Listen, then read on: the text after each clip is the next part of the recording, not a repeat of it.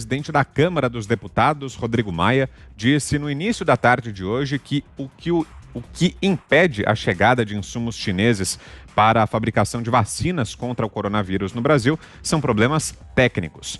Ele esteve com o embaixador da China no Brasil, Yang Wanming, antes de dar entrevista a jornalistas. O país asiático é produtor dos insumos necessários para o Instituto Butantan finalizar os imunizantes contra a Covid-19. Maia aproveitou a coletiva para relembrar e criticar declarações sobre a China dadas por pessoas do governo ou próximas ao executivo brasileiro, como o ministro das Relações Exteriores, Ernesto Araújo, e o deputado Eduardo Bolsonaro, filho do presidente da República. Quem também saiu em defesa dos chineses foi Dimas Covas. O diretor do Instituto Butantan pediu que o presidente Jair Bolsonaro tenha dignidade, converse com a China e defenda a Coronavac. Zé Maria. Olha, é um estado paralelo. O presidente da Câmara, aí, nos seus últimos dias, está tentando montar um estado paralelo. Qualquer negociação, ela tem que ser centralizada e tem que mostrar força. Eu li um livro muito antigo, A Arte de Negociar, o nome certo do livro é do ex-presidente Donald Trump, né? Que exatamente fala da negociação, que é preciso ter uma postura arrojada, uma postura severa e nunca dar o primeiro lance. E o que estão fazendo alguns deputados? Não é só o presidente da Câmara, não. Outros deputados estão tentando fazer uma negociação paralela. Eu não sei o que eles vão oferecer. Eles não têm como pagar, eles não têm como assinar contrato, não têm como oferecer nada. E até o governo de São Paulo está dizendo, porque nós é que conseguimos destravar e tal. Não é nada disso. É uma tentativa de ganhar os holofotes através de declarações assim. Atrapalha. Isso atrapalha, não ajuda. O governo tem os canais de negociação e de conversa. E o governo é que destravou isso aí. Não há nenhuma impossibilidade de negociação e de vinda dos insumos, não. Apenas entraves burocráticos que estão sendo removidos. Você, Fiuza. Como o Zé tinha assinalado muito bem, né? É uma religião, esses personagens, né? Pequenos personagens da política brasileira, eles aderiram a uma religião que é o anti-bolsonarismo, né? Eles amam o Jair Bolsonaro, eles têm uma fixação, um fetiche no Jair Bolsonaro. Só pensam nisso. E fazem todas as acrobacias, todas as coreografias possíveis para se colocar nesse lugar idiota, nesse lugar miserável, né, de uma trincheirinha de politicagem local. Agora, os ingredientes desse assunto, eles são muito importantes, eles são até dramáticos, né? O Rodrigo Maia, ele é um puxa-saco desse embaixador chinês, que é um embaixador que não tem compostura de diplomata.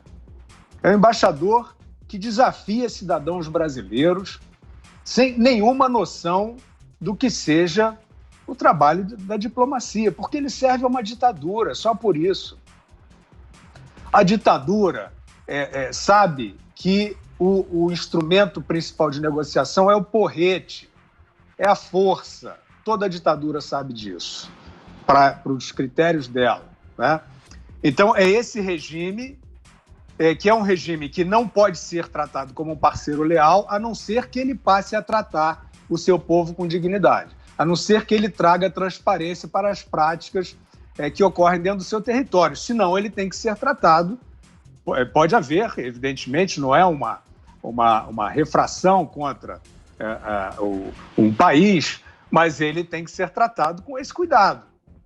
É um país que não respeita a liberdade. Você acha normal tratar como um parceiro leal quem não respeita a liberdade e usa a violência para sujeitar o seu próprio povo? Eu não acho normal. O Rodrigo Maia acha. O presidente do Butantan acha. Mas ele acha normal também divulgar panfleto para o Dória e para o Covas faturarem com o número de vidas salvas pelo lockdown, o que é uma falsidade. Então é isso. Infelizmente, trata-se de um teatro político, né? São pessoas que estão fazendo uma pequena política dentro de uma pandemia e a história há de mostrar toda essa verdade. Augusto. Bom, Esse embaixador chinês é uma figura que precisa ser mais conhecida, né? Ele é tipicamente o novo diplomata chinês. Acabou aquela história de mesuras, prudência e tal. Não, eles vão com o espetáculo da arrogância.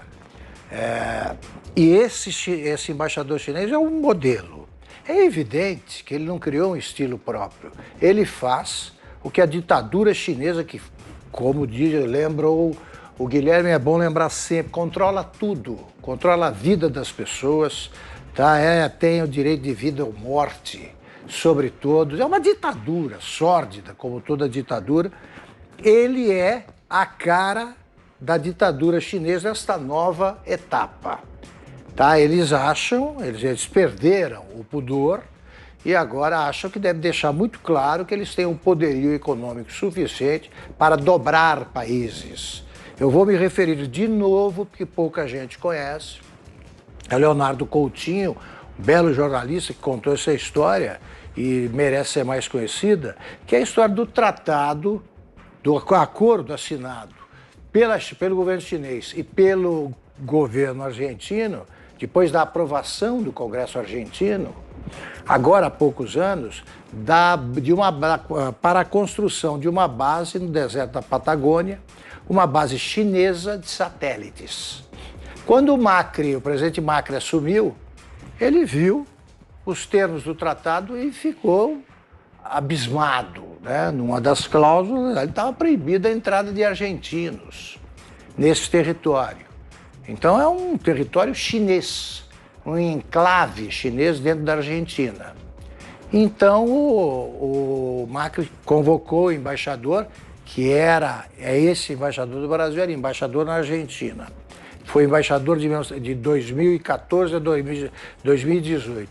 E o embaixador disse: olha, tudo bem, vamos reexaminar os termos do tratado, do acordo, mas eu lembro ao senhor aí que existem algumas cláusulas que o senhor precisa conhecer e tal, e deixou assim a conversa. O Macri foi ler.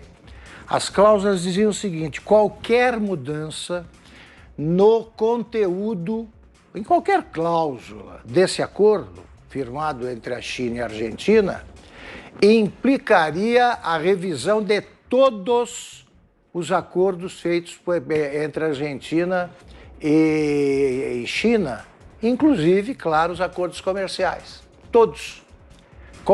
Acordo para compra de tanto de trigo, acordo para importação disso e daquilo. Evidentemente, o Macri se sentiu completamente manietado, né? Não havia o que fazer, não podia rever tudo aquilo numa situação de crise, tornaria o seu governo inviável desde o começo. Então essa situação continua. O que é que ele veio fazer no Brasil, e por coincidência, né, depois da vitória do Jair Bolsonaro?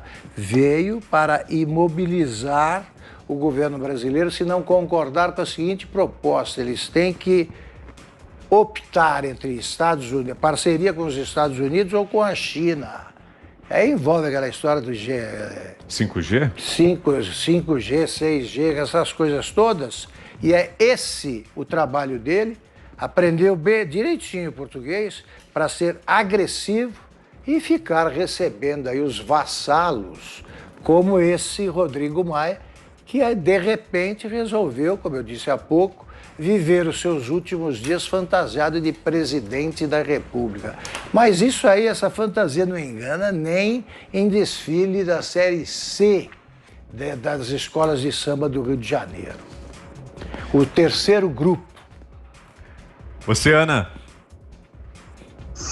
Olha, Vitor, Rodrigo Maia numa posição aí, essa é a turma que critica tanto as posturas, algumas posturas do presidente Bolsonaro e de outros ministros, né, da administração Bolsonaro em relação a não respeitar as instituições, a não respeitar as premissas institucionais. E aí parece que Rodrigo Maia colocou aí a coroa de poder paralelo mesmo e se acha na obrigação ou até no direito de interferir num assunto assim, que é um assunto delicado e que tem que ser conduzido aí pela cúpula, né, pela administração desse governo. Agora, isso que o Fiuza disse sobre a China e como a China continua, por mais que tentem colocar uma outra roupa, a China continua sendo uma ditadura, sim. Nessa terça-feira, Vitor, vai ser lançado pela Sky TV um documentário chamado Surto, o vírus que abalou o mundo. E nesse documentário, ele apresenta vários profissionais médicos de Wuhan que afirmam nesse documentário que lá no início de dezembro de 2019 ainda, eles já tinham eles descobriram já as pessoas, que pessoas morreram pelo vírus, infectadas pelo vírus em Wuhan, mas que isso foi abafado para não dizer a verdade. Essa foi a frase que eles ouviram: não podemos dizer a verdade, por membros do governo chinês. E esses médicos afirmam, Vitor, que algumas pessoas locais queriam cancelar, então, as festividades do ano lunar, né, que é uma festividade específica lá da China, e que isso não foi cancelado, eles não foram ouvidos.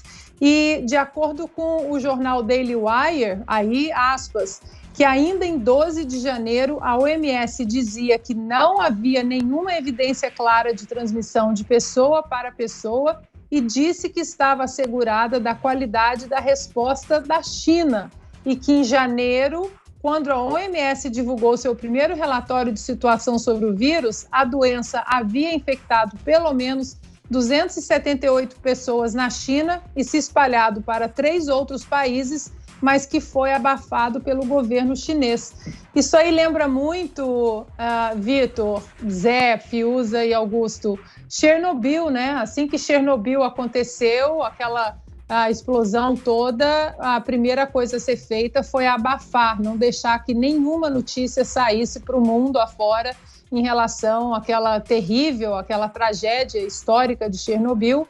É o que a gente vê agora aí, de acordo com alguns médicos que estão sendo, inclusive, perseguidos pelo governo chinês. Algumas enfermeiras até desapareceram, outras fugiram aqui para os Estados Unidos. A gente está vivendo aí uma situação muito parecida. Então, não se enganem, a China continua sendo um excelente parceiro comercial para o Brasil, para outros países no mundo, mas é uma ditadura.